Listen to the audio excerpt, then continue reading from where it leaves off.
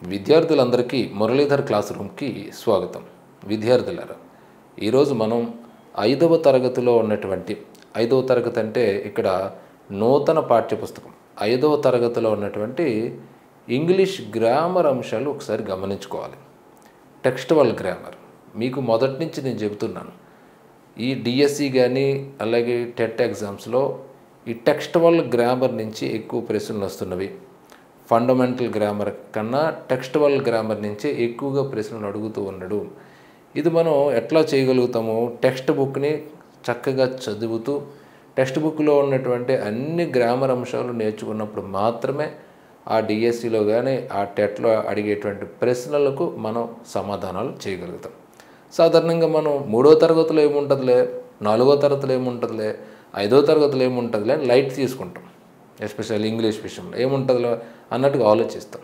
కానీ మనం పై అంతస్తుకు వెళ్ళాలంటే క్రింది అంతస్తు ఎంత ముఖ్యమో, అలాగే ఒక 10 నుంచి 15 అంతస్తుల బిల్డింగ్ కట్టాలంటే పునాది ఎంత ముఖ్యం అనేది ఒక్కసారి ఊహించుకుంటే అంత బేస్ అంతా కూడా మనకి 3, 4, 5 తరగతుల్లో ఉన్నది. ఆ బేస్ తెలియకుండా మనం ఎంత ఫండమెంటల్ గ్రామర్ నేర్చుకున్నా, ఎంత గ్రామర్ నేర్చుకున్నా ఉపయోగం ఏమీ కూడా ఉండదు. ఓకేనా విద్యార్థులారా? ఇప్పుడు మనం 5వ తరగతిలో ఉన్నటువంటి ఒక అంశం ఏంటంటే నేను చెప్పను, కానీ ఇక్కడ 2 ప్రశ్నలు గమనిద్దాం. ఆ తర్వాత మీరే చెప్తారు. చూడండి, which one among is an adverb of frequency అనేది ఒక ప్రశ్న. Which one among is an adverb of frequency. So 4 options ఇక్కడ కనపడుతున్నాయి. ఫార్మర్లీ, బ్రేవ్లీ, రేర్లీ, అలాగే ఎక్స్ట్రీమ్లీ అనేటువంటి 4 ఆప్షన్స్ ఉన్నవి. ఇక రెండవ క్వశ్చన్ చూడండి, they often go to the movies. They often go to the movies. The underline word is. Underline word అంటే ఇక్కడ ఇదనమాట. ఆఫ్టెన్ అనే పదానికి అండర్లైన్ చేశారు. ఏంటి?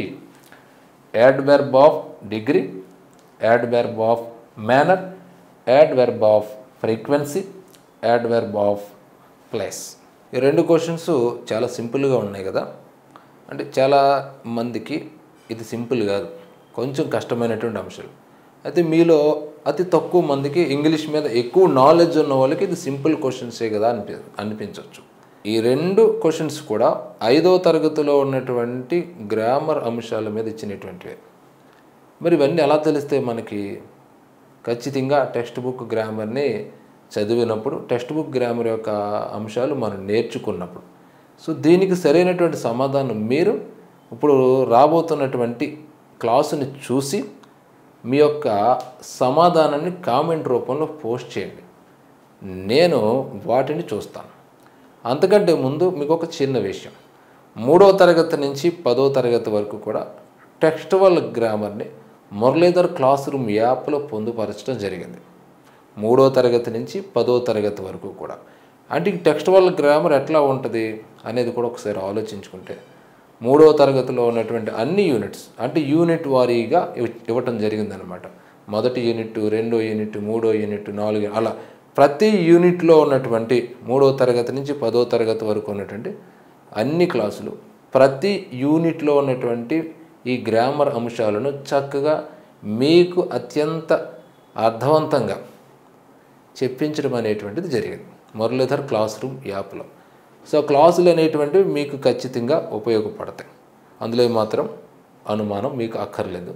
ఎందుకంటే ఆల్రెడీ ఆ క్లాసులు చూస్తున్న వాళ్ళు, వింటున్న వాళ్ళు నాకు చెప్పినటువంటి విషయం అది. ఇక రెండోది ఏంటంటే, ఈ ఇంగ్లీష్ విషయంలో నేర్చుకోవడం ఎంత ముఖ్యమో అంతకంటే ముఖ్యం ప్రాక్టీస్ చేయటం. So Muralidhar class room app ద్వారా కూడా అటు డిఎస్సికి ఇటు టెట్కి ఉపయోగపడే విధంగా ఇంగ్లీష్ మీద ఈ ఎగ్జామ్స్ అనేటువంటివి నిర్వహిస్తూ ఉన్నాం.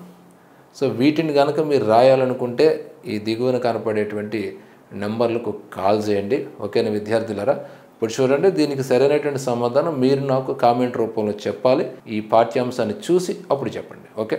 మురళీధర్ క్లాస్ రూమ్కి స్వాగతం. నేను మీ పెద్దిరాజు. ఇప్పుడు మనం 5th క్లాస్ 8th యూనిట్లో ఉన్నటువంటి గ్రామర్ పాయింట్ అయినటువంటి యాడ్వర్బ్ ఆఫ్ ఫ్రీక్వెన్సీ గురించి నేర్చుకుందాం. ఇక 5th క్లాస్ 8th యూనిట్ ఏ బర్త్డే లెటర్. ముందు యాడ్వర్బ్ అంటే ఏంటి? తెలుగులో మనం క్రియా విశేషణము అంటాం. So an adverb is a word simply which describe actions, not about actions. Action చెప్పదు, యాక్షన్ చెప్తే వర్బ్ అంటాం. Which describe actions.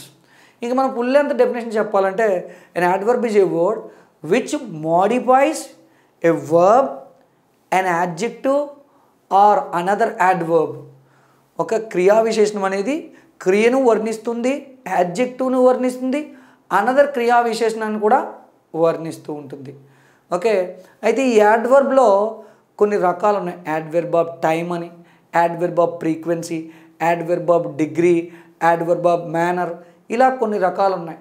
అయితే 5th క్లాస్లో మనకి ఇచ్చినటువంటి కైండ్ ఏంటంటే adverb of frequency. Adverb of frequency ఏం తెలియజేస్తుంది? How often an action takes place. ఏం చెప్తుంది ఇది? How often an action takes place or an act takes place. ఎంత తరచూ ఒక పని జరుగుతుంది, ఒక క్రియ జరుగుతుంది, ఎంత తరచూ జరుగుతుంది అనే దాన్ని తెలియజేస్తుంది. Adverb of frequency tells us how often an action takes place or something is done. ఎంత తరచూ జరుగుతుంది, చేయబడుతూ ఉంది అనేది తెలియజేస్తుంది. Okay, an adverb of frequency are often used to indicate routine or repeated action. రొటీన్గా అలవాటుగా చేసే పని లేదా రిపీటెడ్గా చేసే పనిని తెలియజేయడానికి మనం ఎక్కువగా ఇంట్రడ్యూస్ చేస్తుంటాం, ఉపయోగిస్తూ ఉంటాం. So that in most cases the frequency adverb of frequency is used with simple present tense. ఎందుకంటే మనం సింపుల్ ప్రెజెంట్ టెన్స్ అనేది రెగ్యులర్ యాక్షన్స్కి, ఈ actions which we do regularly, మనం రోజు చేసే పనులు, అలవాటుగా చేసే పనులు, ఈ నిత్య సత్యాలు, వీటిని మనం సింపుల్ ప్రెజెంట్ టెన్స్తో చెప్తాం. అంటే సింపుల్ ప్రెజెంట్ని యూజ్ చేసి చెప్తాం. ఓకే, కాబట్టి ఆ సింపుల్ ప్రెజెంట్ టెన్స్లో ఉపయోగించే రొటీన్ యాక్షన్స్ కానీ రిపీటెడ్ యాక్షన్ కానీ మనం ఫ్రీక్వెన్సీ చెప్పడానికి ఈ యాడ్వర్బ్ ఆఫ్ ఫ్రీక్వెన్సీని ఉపయోగిస్తాం. ఒకసారి మనం టెక్స్ట్ బుక్లో ఇచ్చినటువంటి సెంటెన్సెస్ని గమనించినట్లయితే మనకి క్లారిటీ వస్తుంది. చూడండి, ఐ హ్యావ్ ఆల్వేస్ థాట్ అని ఇచ్చి సెంటెన్స్ని ఎండ్ చేశాడు. అక్కడ మనం I have always thought of you, ఎప్పుడు నీ గురించి నేను ఆలోచిస్తాను, అంటే నా మైండ్లో నువ్వు ఉంటావు, నేను ఎక్కడున్నా సరే నువ్వు ఉంటావు. ఓకే, ఇక్కడ నెహ్రూ గారు తన కుమార్తె ఇందిరాగాంధీకి లెటర్ రాస్తారు జైల్లోంచి. అప్పుడు ఆమెకి 13వ జన్మదిన శుభాకాంక్షలు తెలియజేస్తూ ఈ లెటర్ పంపుతాడు, బర్త్డే విషెస్. అప్పుడు I always thought how you should be, నువ్వు ఎలా ఉండాలో నేను అనుకుంటాను, లేకపోతే నీ గురించి నేను తలుచుకుంటూ ఉంటాను అనే సెన్స్. ఇక్కడ చూడండి, ఐ హ్యావ్ ఆల్వేస్ థాట్. ఆ థింకింగ్ ప్రాసెస్ అనేది ఎలా ఉంటుంది? ఫ్రీక్వెన్సీ ఆల్వేస్, ఎల్లప్పుడూ ఆ జ్ఞాపకాలు, కూతురు జ్ఞాపకాలు నాతోనే ఉంటాయి అనే సందర్భంలో ఆల్వేస్. ఫ్రీక్వెన్సీ ఏంటి ఇక్కడ? 100%, ఆల్వేస్. ఓకే, ఎప్పుడు నీ జ్ఞాపకాలు, నీ ఒక అలర్ చేష్టలు లేదా నీ యొక్క ప్రేమానురాగాలు నాకు ఎప్పుడు నాతోనే ఉంటాయి. Even I'm far away from you know, నేను ఎంత దూరంగా ఉన్నా నీ ఆలోచనలు నాతో ఉంటాయి. సో నా బ్లెస్సింగ్స్ నీతో ఉంటాయి, నీకు ఉంటాయి. Next, out of the discussion sometimes a little bit of truth comes out. మనం కొన్నిసార్లు ఎవరైనా ఇది అడిగితే did you do that, did you go there అని అడుగుతాం, అక్కడికి నువ్వు వెళ్ళావా అని. సింపుల్గా అబద్ధం చెప్పడం మనం ఏమంటాం?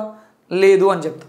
అయితే తెలివిగా ఆ టాపిక్ని తీసుకొచ్చి, అవతల వారికి తెలివిగా ఆ టాపిక్ని తీసుకొచ్చి మెల్లగా మనం ఎక్కడికైతే వెళ్ళామో ఆ ప్లేస్ తాలూకా విషయాలు చెప్తుంటే అవును నేను చూశాను నిన్న అనేస్తాం.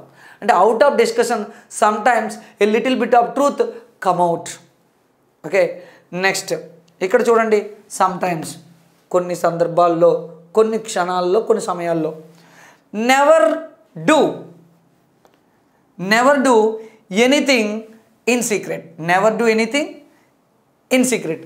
ఏది రహస్యంగా చేయొద్దు, చాలా ధైర్యంగా, అంటే ఏది దాచకూడదు. మనలో ఉన్నటువంటి భావజాలాన్ని మనం ధైర్యంగా ప్రదర్శిస్తూ మనం దేశానికి సేవ చేయవలసి ఉంటుంది. ఏది నా దగ్గర నువ్వు చేయొద్దు, నువ్వు నా దగ్గర రహస్యాన్ని ఉంచొద్దు, ఏదో మనసులో ఉన్నదని చేయలేకపోతానని తపన పడొద్దు. Never do anything in secret. Okay, రహస్యంగా ఏది ఉంచొద్దు. Do openly, be a brave girl and be ready to serve the nation. ఎప్పుడు కూడా భయపడక, you should not fear about anything, you should be a brave lady and ready for serving nation. దేశానికి సేవ చేసే ఒక మహిళగా నువ్వు ఖచ్చితంగా ఉండాలి అని తనని ఉద్దేశించి మాట్లాడతారు.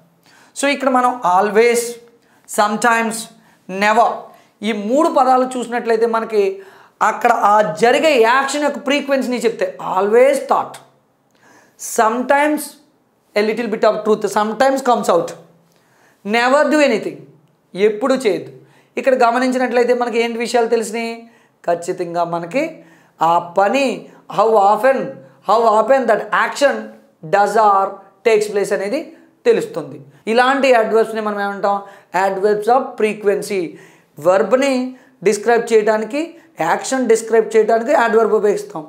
అలా ఉపయోగించే అడ్వర్బ్లో రకాలు ఉన్నాయి. ఇదేంటి? Adverb of frequency.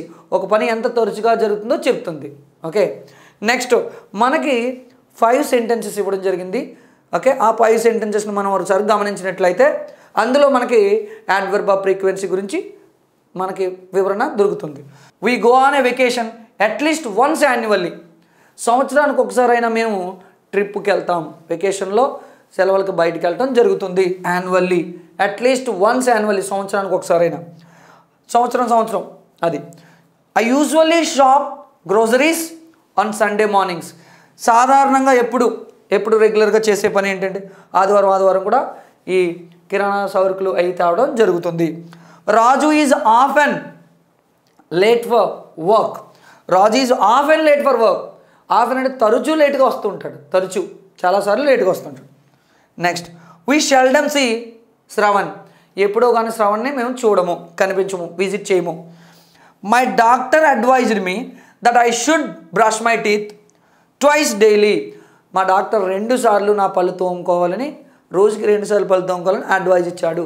ఇక్కడ మనం చూసినట్లయితే okay, always, sometimes, never, annually, usually, often, seldom, twice, ఈ వాక్యాల్లో ఉన్న పదాలు మనకి ఏం తెలియజేస్తున్నాయి?